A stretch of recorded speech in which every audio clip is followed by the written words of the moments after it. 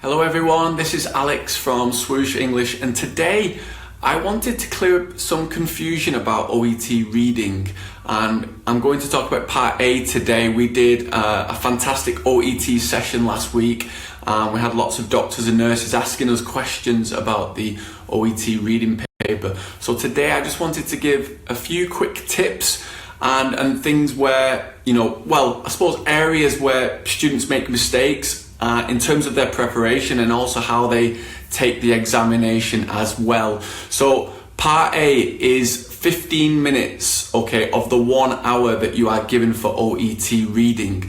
So part A involves you being presented with 3 to 4 short texts, roughly around about 650 words per text, and there are you have 25 to 35 gap fills. So you need to fill in the missing words. So you need to go through the text and then answer the questions that you are given. So fill in the missing, it's a gap fill activity basically. You will be familiar with that with IELTS if you're going from IELTS to the OET examination.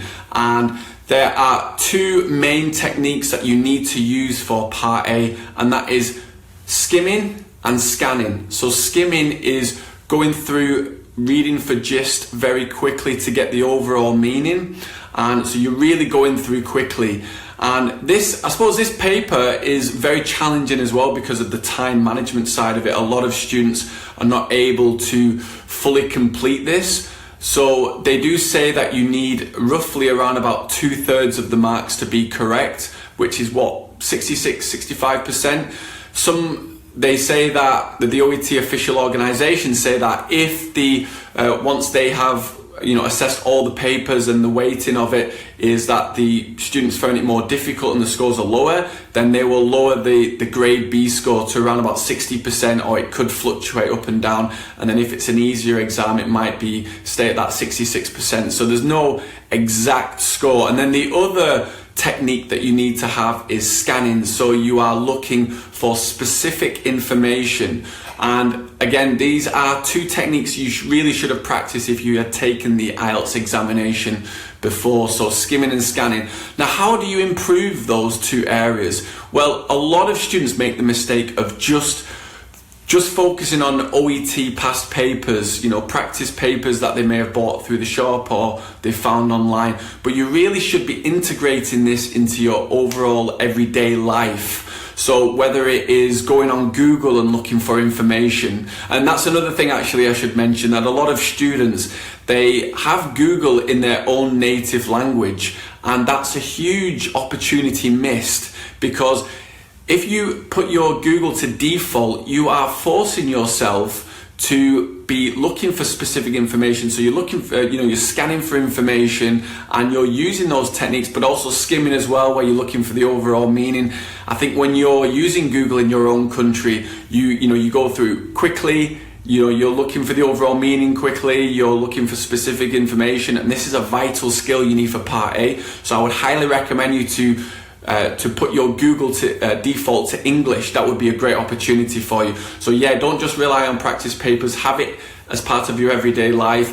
If you're reading an academic journal, an academic health related journal, also practice that too. Maybe you're going through you're doing your medical examinations right now, or have that as an opportunity to also practice your skimming and scanning, and do this as a day-to-day activity. It will really, really help take you to the next level with that.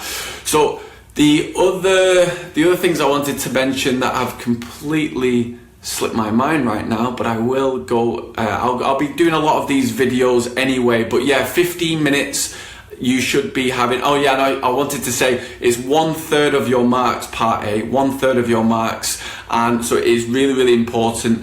But then also part B as well, you need to leave 45 minutes for that side of the paper, so it's 1 hour in total. So implement skimming and scanning into your day-to-day reading. Have Google as your default, even your overall browser, have all of that in English as well. The other mistake is a lot of students, they read through the dictionary, and this is not a good way of practicing in general, because you might be learning a lot of unnecessary words.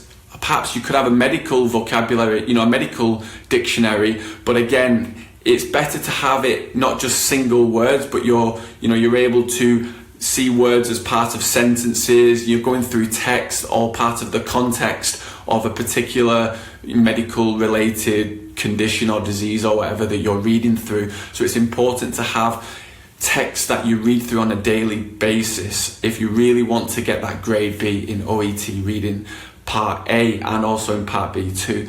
If you have any questions whatsoever about OET reading Part A, please put it in the comments section below, and I look forward to doing more and more of these regular videos. If you have any special requests, please let me know in the chat box, and we look forward to helping you get a grade B in your OET examination overall.